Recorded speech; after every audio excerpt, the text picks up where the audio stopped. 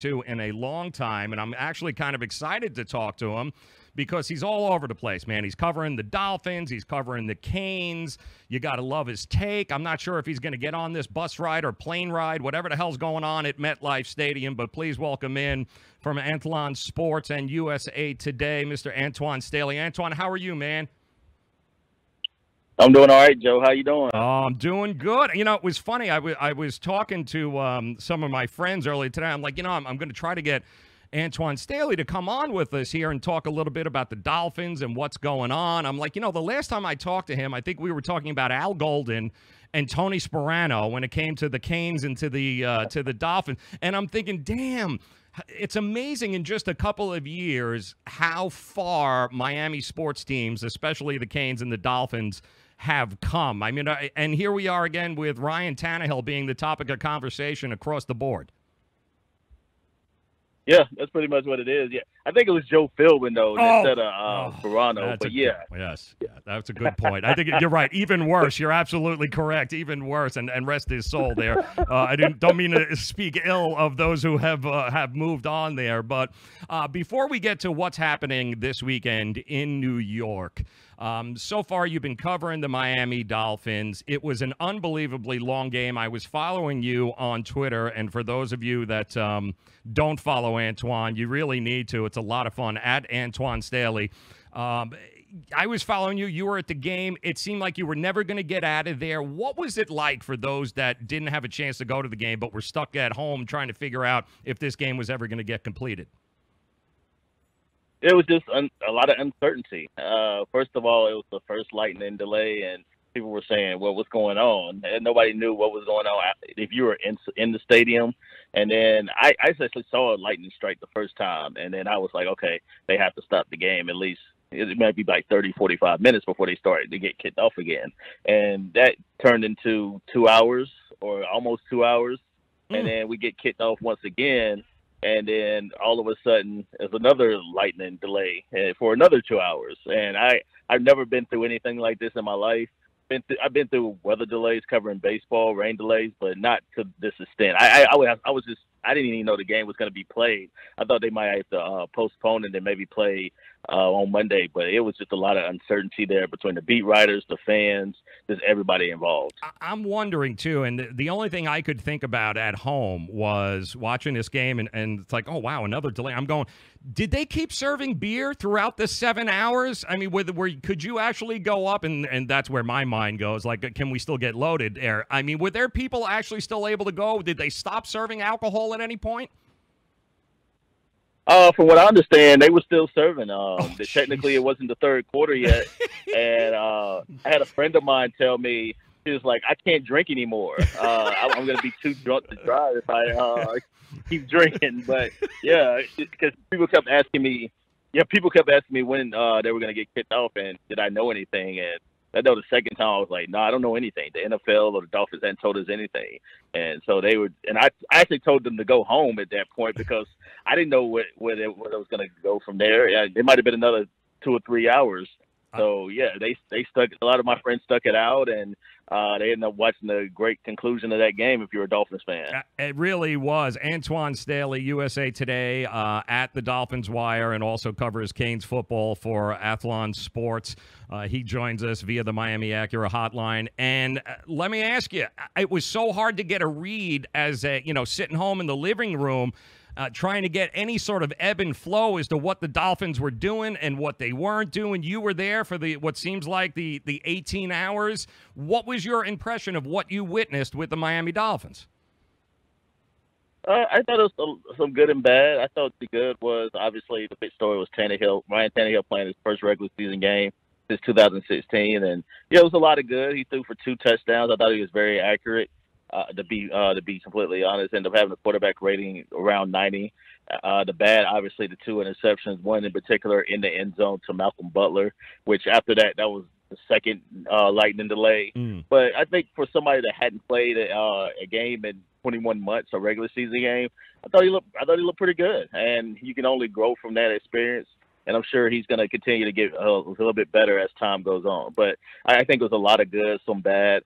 But I think considering the circumstances that the Dolphins went through, you just kind of want to get a win and just kind of move on, especially when you're going on the road this week against the Jets. Yeah, hey, man, MetLife, and we're going to talk about that trip that's going on. I can't wait to hear about this.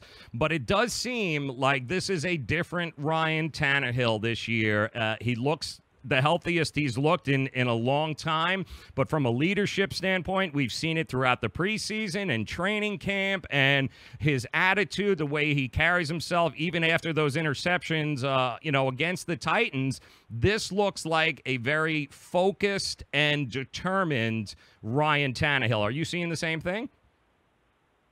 Yeah, I thought ever since he came back from the Dolphins all-season program, I thought he was definitely a different guy, somebody that's you can think about Ryan Tannehill, and I've covered the team since 2014. He's always been accountable.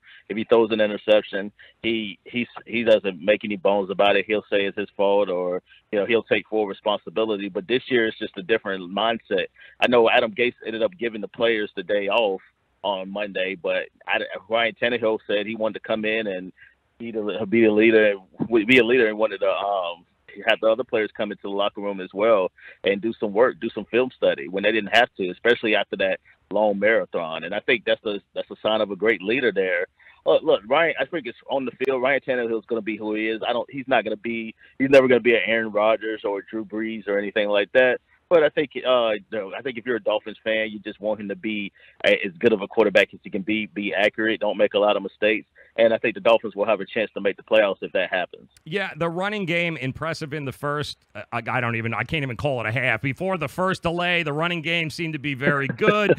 Then, after the third delay, they kind of got away from it. I don't know whether the Tennessee Titans did some adjusting, but I do think the running game was very impressive to me. And what did you see? Yeah, I thought Frank Gore surprised a lot of people. A lot of people thought it was just going to be the Kenyon Drake show coming into the season. But Frank Gore played well. He's had 61 yards on 9 carries. He's 14 yards away from tying Curtis Morton, somebody you're familiar with, yes, tying his record for fourth place all time in NFL history in rushing yards, which is just astounding considering how long Frank Gore has played. But yeah, I think their running game, that's something they're going to rely on a little bit more. They have Drake, they have Frank Gore. I think especially when you have a lead late in the game, I think you need to be able to run the football, and I think that's something the Dolphins had not been able to do in years past. They did it with Jay Ajayi in 2016, but I think they kind of want to get back to that and just be able to have that formula in their arsenal. Antwan Staley joining us at Antwan Staley on Twitter. He writes for USA Today, the Dolphins Wire, as well as Canes Football for Antwan Sports. And Antwan, it's going to be, you watched the Jets play last night like the whole country did, and we couldn't believe our eyes. And here we are. We wake up this morning, and I saw you on Twitter posting that the line opens up, and we're looking at the Jets being a home underdog, anywhere between 2 and 3 right now, 2 and 3 points. Kind of crazy when you think about it, especially after the results that we got last night. But does that, you think, put a little more added pressure on the Dolphins? No, I don't think so at all, to be honest with you. I think it might a little bit, but I think you're going on the road. It's going to be a business trip. They understand that the Jets ended up beating them last year in the Meadowlands, something that they pretty much got flat out embarrassed last year. It should have been a shutout. It went for a late Devontae Parker touchdown. And so in my eyes, essentially it was a shut. The Jets shut out the Dolphins and pretty much embarrassed them last year. Right. The players understand that. They know that. They're coming in there with a different mindset. They believe they can. I think the winner of this is going to be in good position, 2-0, and that's definitely what you want to be. And the Dolphins definitely want to get there. The Jets looked very impressive last night. I thought the Jets defense was just, especially against Matt Stafford. I know a lot of people may feel Stafford's overrated, but he's still one of the better quarterbacks in the league, and to pick him up 4 times, I think that says something about Todd Bowles and what they're doing defensively. So it's going to be a great game. I'm definitely looking forward to it. I'm looking forward to the trip. I'll be up there. And I think it's going to be a really, really good game that's going to come down to the fourth quarter. All right, so you're taking this trip. I know you, USA Today at Dolphins Wire. I know you put together an article here today about what is happening. We've got a MetLife takeover. Tell us what's happening, man.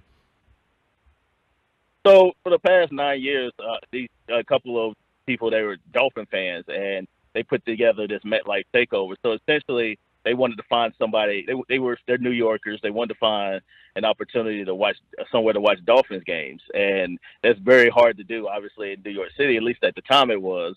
So they ended up finding a bar, and then they thought if they wanted to put together a trip, annually trip to go to MetLife Stadium, and then they called it the MetLife Takeover, which first it started out as 25 people, and then it grew to 100, and now it's over 1,200 people that are going to be showing up for the tailgate. At least that they know of, that they estimated. It could be more. Wow. It could be. I'm sure it's going to be more Dolphin fans there, but yeah, at least they're bussing in 1,200 people that they expect to be at that MetLife Takeover. And something that started a little bit 9 years ago, and it started out with 25 people, I think that's a great accomplishment on their part. But, yeah, it's grown and grown. And actually the good thing about the Jets is, which I think is very nice, they actually give them 800 seats in the stadium, wow. Which is something they don't have to do. A lot of teams don't. Yeah, a lot of teams won't do that. But it's something that the Jets decided they want to do. It may not last if the Sam Darnold era continues to they were having a great year, or the Jets ended up really getting good, or a playoff team, but it's something that they are doing right now. And that's great, too. And as a matter of fact, folks can check out the article, learn all about it, the history of this. It's at the Dolphins Wire, correct, USA Today? Yes, it is. And it'll be a feature in there in the USA Today later on this week about that as well. So you can check that out there if you like. Still like a physical copy as well. And listen, the fact I love it is I'm still part of that hashtag anybody but Brady clan. So I'm all for it. When the Dolphins are better, when the Jets are better, it's an historic rivalry. It's always great when these two teams are better and are more competitive. I think it's great. The AFC East, we can't keep handing it to Tom Brady and the New England Patriots. So I love this, and I love that it's grown over the years. And Dolphin fans, they catch a lot of slack for not coming to their own home games, but there's a lot of Dolphin fans that are willing to hop on a plane and travel with this team, and sometimes they get overlooked and they get a bad rap. Yeah, I actually think there's a lot of Dolphin fans that don't actually live in South Florida. I think they're one of those teams, sort of like the Raiders and some of the other teams in the league, that they don't necessarily live in South Florida and the Miami area. You can find I think you can find a Dolphin fan pretty much anywhere you go in the country. It might be one or two, but you can find some everywhere. And, of course, in New York City, of course, there's going to be plenty of them. It might be in that area, they're one of the most popular teams there outside of, of course, the Giants and the Jets. But, yeah, I think it was a good idea by their part, and it looks like it's going to be a ton of Dolphin fans there again. But, yeah, it doesn't surprise me. It's going to be a lot of Dolphin fans there at that game because it's New York. It's a big rivalry. You even got Dolphin fans from down here that are traveling to the game. Yep. So I expect it to be a nice crowd, and I think it's going to be a fun game. I really do. It's going to be awesome, Antwan Staley. All right, before I let you go, Antwan, let me touch quickly on the Miami Hurricanes. Just an absolute brutal national loss there, Game 1.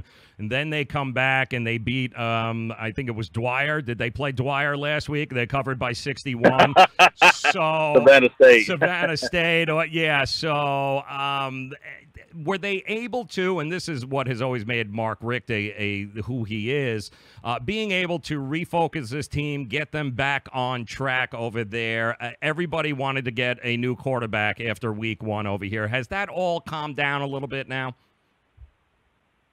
No, and actually no. Mark Richt said today he was asked if he committed to Malik Rozier as his quarterback, and he didn't necessarily give a vote of confidence there, saying that, well, we're going to go with the best guy that gives us the best chance to win. Essentially, I'm paraphrasing it, but he kind of said something to that effect. And yeah, you're just leaving that question hanging over fans' head as you're going to see maybe N'Kosi Perry this weekend against Toledo, because Toledo is a really good offense. I expect Miami to win the game, but it's not going to be as easy as what some people think, because we're talking about a really good team in the MAC conference that can also score points.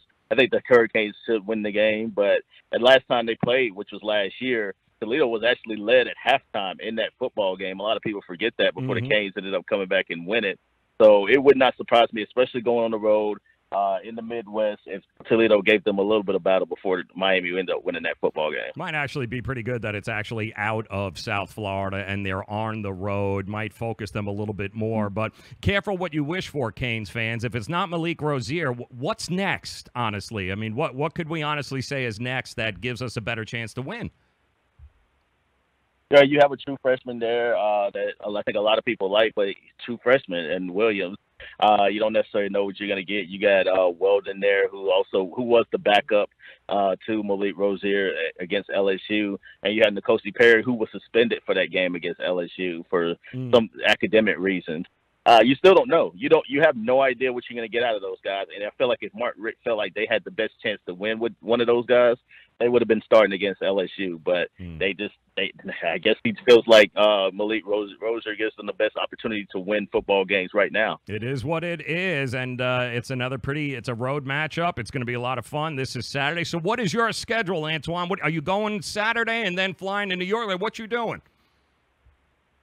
I'm actually leaving a little bit early because of the I don't know what the travel is going to be like with this hurricane possibly coming through. So I'm leaving on Thursday, and then I will be up there, and I'll be in New York a little bit early, a couple of days early. I planned on leaving Friday, but I thought it'd be a good idea to just kind of leave Thursday. There you go. All right, it is going to be another unbelievably epic weekend. South Florida sports, Dolphins, Canes, both on the road, both big games, no matter how you look at it. Even though it's still early on in the season, you've got very little wiggle room for the Miami Hurricanes here, and you got the Jets and Dolphins, only one game apiece, but they're both undefeated is how I look at it. So it's going to be a fun game there as well. Antwan Staley at the Dolphins Wire, at Antwan Staley, and of course at Antwan Sports where he covers the Canes. Antwan, thank you for taking a few minutes, my friend. Thanks for hanging out with me. It's a pleasure talking to you. Looking forward to doing it again. Yeah, let's do it again sometime, Joe. You take it easy. Thanks, brother. I appreciate it. Antwan Staley, Antwan Sports.